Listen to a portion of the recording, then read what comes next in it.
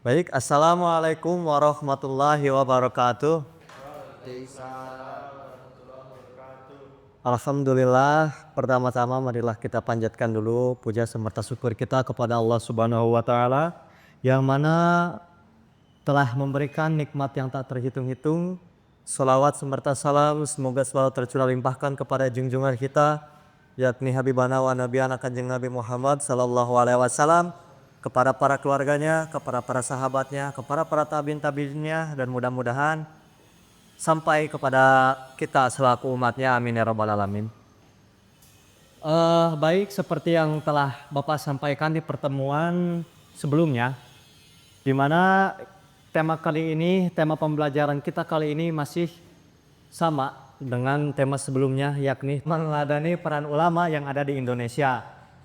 Namun kini pertemuan sebelumnya kita sudah disuguhi dengan dengan ulama-ulama yang tidak sezaman dengan kita, seperti para wali songo.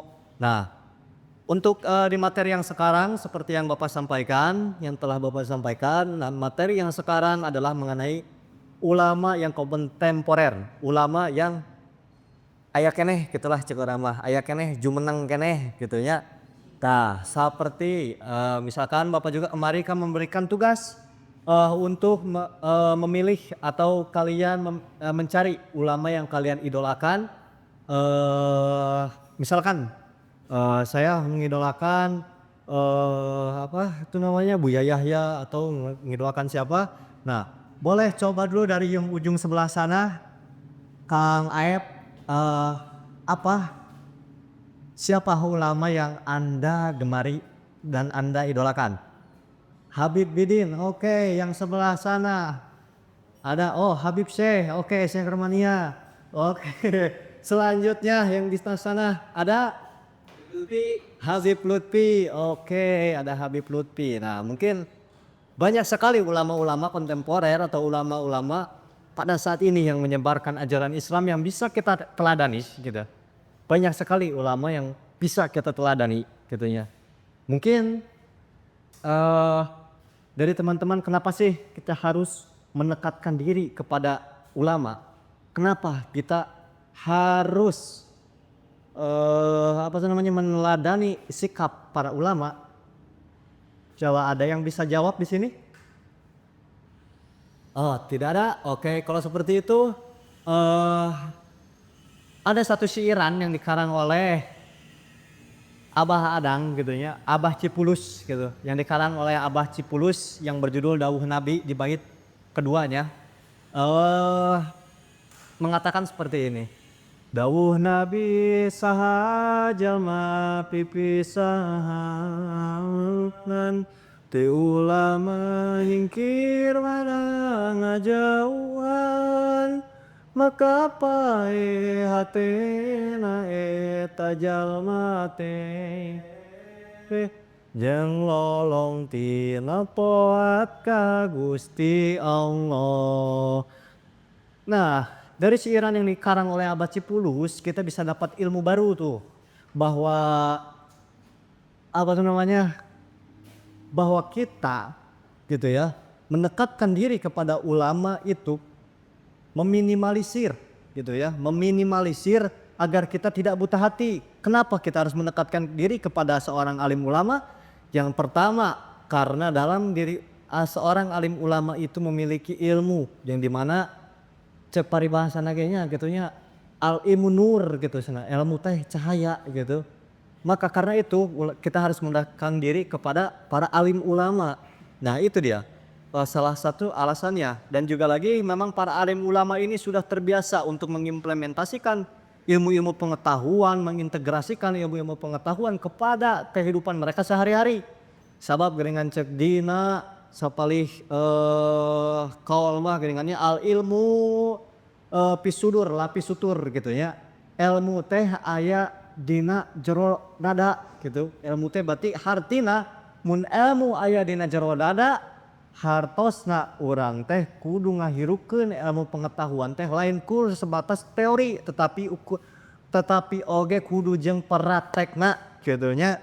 Nah, Mungkin dari banyaknya ulama yang kontemporer yang masih ada saat ini, Bapak memilih satu ulama yang memang terkenal gitu ya dengan gaya khasnya, dengan ciri khasnya, yakni Kiai Haji Ahmad Bahauddin Nur Salim. Nah, ini dia. Atau lebih dikenal sebagai Gus Baha. Nah, memang kenapa Bapak memilih Gus Baha sebagai topik pembahasan pada meneladani peran ulama ini? Ya karena eh, Gus Baha ini adalah salah satu ulama yang tidak hanya mengajar di majelis-majelis, tetapi juga beliau pertama memiliki karakteristik yang sangat baik dan juga ada karya-karya beliau yang dikarang gitu ya. Nah, Gus Baha, mari kita lebih mengenal siapa itu Gus Baha. Nah, belum ke next, oke. Nah, kita harus sebelum kita menggali lebih lanjut, kita kenali dulu siapa sih Gus Baha ini. Nah, Kiai Haji Ahmad Bahauddin Salim atau lebih dikenal sebagai Gus Baha lahir pada 29 September tahun 1970 di Keragan Rembang. Nah, beliau ini merupakan ulama ahli tafsir yang memiliki pemahaman mendalam terhadap Al-Quran dan menjadi salah satu murid utama dari Kiai Haji Muaimun Zubair atau lebih kita kenal sebagai Mbah Mun. Nah, pendidikan pertama Gus Baha ini didapatkan dari ayahnya. Di bawah bimbingan ayahnya ini, Gus Baha berhasil menghatamkan hafalan Al-Quran hingga 30 juz beserta kiroat variannya. Atau lebih kita dikenal sebagai kiroatus sab'ah gitu ya. Bacaan anu 7 gini kan ya. Nah, di ilmu Al-Quran, baca Al-Quran aya variasina gitu. Nah, bisa tuh orang jika gitu keretikannya hatam 30 juz. Bisa tuh Kang Lutfi? Kudu bisa mun jadi ajangan mah we. Kudu bisa we. Nah, setelah itu pada sekitar tahun 1985 Gus Baha ini melanjutkan pendidikannya di Pondok Pesantren Ana Anwar Karangmangu gitu ya, yang diasuh langsung oleh Mbah Mun. Nah, kita juga harus harus mengkaji juga aspek dari sampai mana sih sanad atau terhubungnya keilmuan Gus Baha ini gitu ya. Sanad jelasnya gitu ya. Nah, inilah sanad jelasnya Gus Baha. Nah, Gus Baha itu memiliki guru yang pertama dari sini ada Kiai Haji Muaimun Zubair atau lebih kita kenal sebagai Mbah Mun. Lalu Mbah Mun mempunyai guru namanya Syekh Yasin Padang. Syekh Yasin Padang memiliki guru namanya Syekh Umar Hamdan. Syekh Umar Hamdan memiliki guru namanya Syekh Mahfud Termas, terus hingga sampai kepada Kanjeng Nabi Muhammad SAW. Nah, coba dari sini ada yang bisa mengutarakan nggak kenapa sih sanad dalam keilmuan khususnya dalam agama itu sangat penting? Mari kita coba berpikir kritis.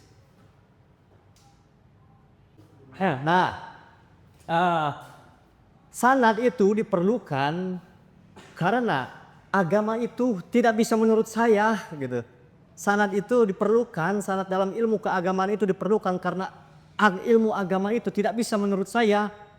Karena ilmu agama itu menafsirkan gitu ya. Ilmu agama itu menafsirkan teks-teks Al-Quran, wahyu pangeran dan juga hadis-hadis Nabi. Maka dari itu tidak bisa. Terus Pak bagaimana sekarang banyak ulama yang mengeluarkan hukum begitu ya, karena itu seorangnya mustahid. Adanya mustahid itu salah satu mustahid itu ada karena permasalahan umat Islam terus kian membludak gitu ya. Setiap orang itu memiliki permasalahan dalam ibadah yang berbeda ya, seperti itu. Ya dalam aspek ilmu pendidikan juga kita tahu bahwa kita harus memiliki aspek 3W. Yang pertama, who people learning. Kedua, where people learning and when people learning. Who people learning, dari siapa kita belajar. Where people learning, di mana seseorang itu belajar. When people learning, dan ketika apa seseorang itu belajar. Nah, maka dari itu penting sekali untuk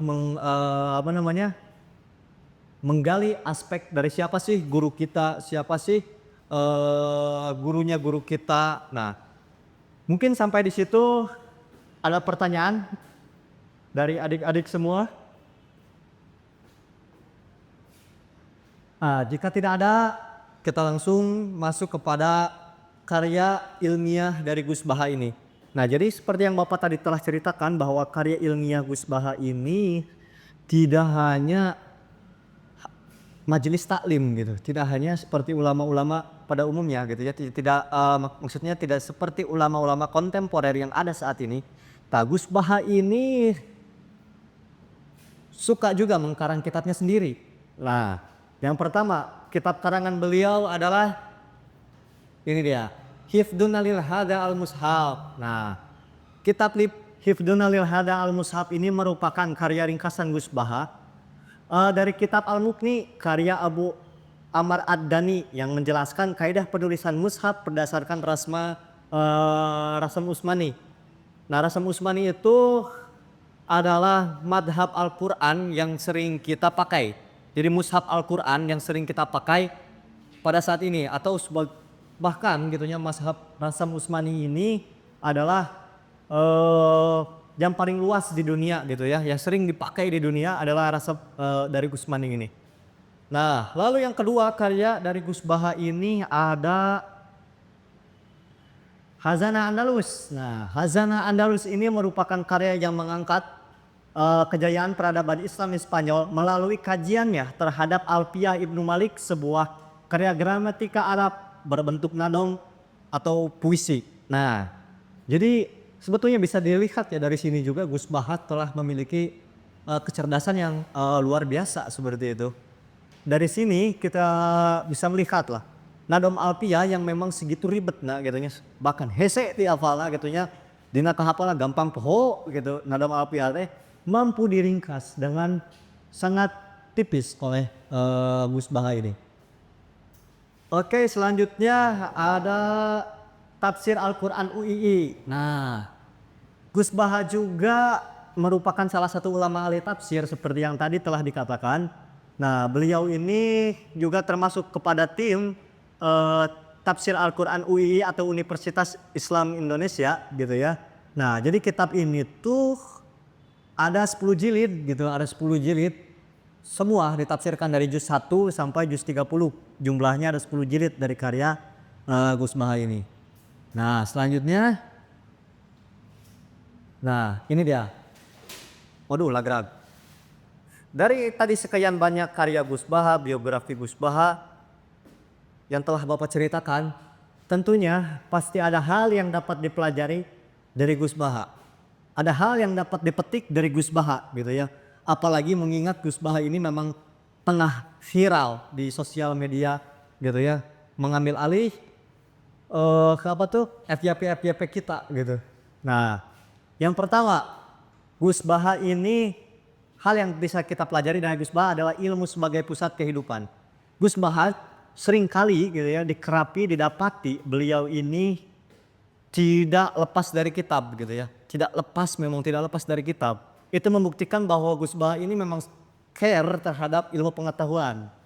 Nah, lalu yang kedua adalah logika dalam beragama. Apa maksudnya logika dalam beragama ini? Nah, salah satu khas pengajian Gus Baha adalah pendekatan yang sangat logis dan rasional. Beliau tidak hanya menyampaikan hukumnya itu haram, halal, gitunya, makruh, mubah dan sejabana gitu. Tetapi juga Gus Baha ini sering menyampaikan ilata gitu. Misalkan, kenapa sholat itu diwajibkan? Gus Baha pasti menjawab. Apa itu namanya al-aslul amri lil wujub gitu. Gus Baha pasti memberikan ilatnya gitunya atau alasannya kenapa hukum itu dijatuhi gitunya. Hukum itu dijatuhi. Nah, lalu juga yang ketiga ada berbaik sangka kepada Allah Subhanahu wa taala. Nah, ini yang ketiga ini gitu ya.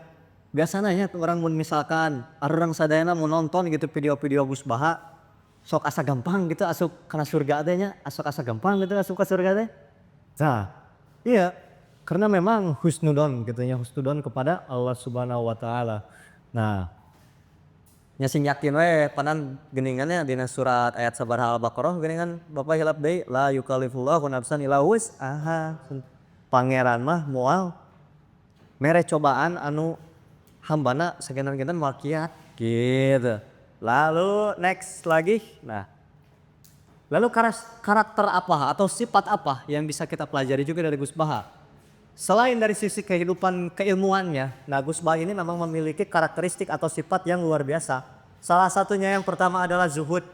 Zuhud itu artinya apa? Ya benar sekali Anda. Oke, jadi zuhud gitu ya. Memang seringkali kita dapatkan zuhud itu arti secara simpelnya adalah tidak membutuhkan dunia gitu ya. Cik orang mal sebetulnya bukan membutuhkan dunia gitu. Zuhud teh teka tungkulan ka dunia gitu. Jadi contohnya kieu we jang misalkan urang ngagaduhan, urang mampu misalkan meser kantong anu saem misalkan 1 miliar. Tah urang mah cukup meser anu sederhana gitu. Nah, sesuai kebutuhan gitunya. Jadi lebih ka gaya hidup gitunya. Kita juga bisa melihat nah dari gaya hidup Gus Baha ini memang sangat sederhana gitu. Beliau memang sering kali ditemui gitu dengan hanya menggunakan kemeja putih, sarung dan juga peci gitu. Cukup seperti itu. Gus Baha ini memang sangat-sangat sederhana. Lalu yang kedua tawadu. Nah, tawadu ini Gus Baha ini sebetulnya tidak pernah memposisikan dirinya sebagai guru yang serba tahu di hadapan muridnya. Nah, jadi gaya pengajarannya ini mirip seperti diskusi atau ngaji bareng gitulah menunggu Bahawa. Nah, lalu yang ketiga adalah tasamuh gitu ya. Nah, dalam membahas fikih Gus Baha ini kerap menyampaikan beragam perbandingan madhab gitu ya, berbagai pandangan madhab gitu ya. Gus Baha ini memang seringkali beliau itu luar biasa gitu keilmuannya dalam perspektifnya. Gus Baha itu ya luar biasa lah seperti itu. Nah, mungkin sampai sini dulu ada yang bisa dapat menyimpulkan hal apa yang telah Bapak sampaikan gitu dari materi ini. Ya coba yang di sana.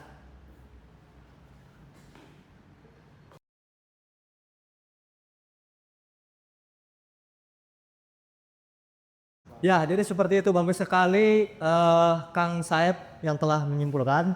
Nah, untuk berikutnya mungkin ini ada quotes dari Gus Baha.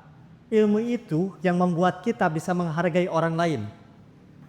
Bahkan menghargai pilihan orang lain yang berbeda dengan kita, gitu ya. Karena cek Kanjeng Nabi mah geuningan al-ikhtilafu li rahmah geuningannya. Perbedaan pendapat teh rahmat gitunya. Bahkan Bapak selalu menyampaikan bahwa puncak dari setiap umat yang beragama adalah cinta. Oh, beres ya. Oh, gitu. Ya mungkin cukup sampai sekian yang bisa Bapak sampaikan. Untuk kedepannya PR seputar materi hari kiamat gitunya. Nah, jadi kalian nanti menuliskan tugas gitunya berupa rangkuman yang ada di buku dulu seputar tentang hari kiamat. Nah, mungkin cukup sekian yang bisa Bapak sampaikan. Wabillahi taufiq wal hidayah. Assalamualaikum warahmatullahi wabarakatuh.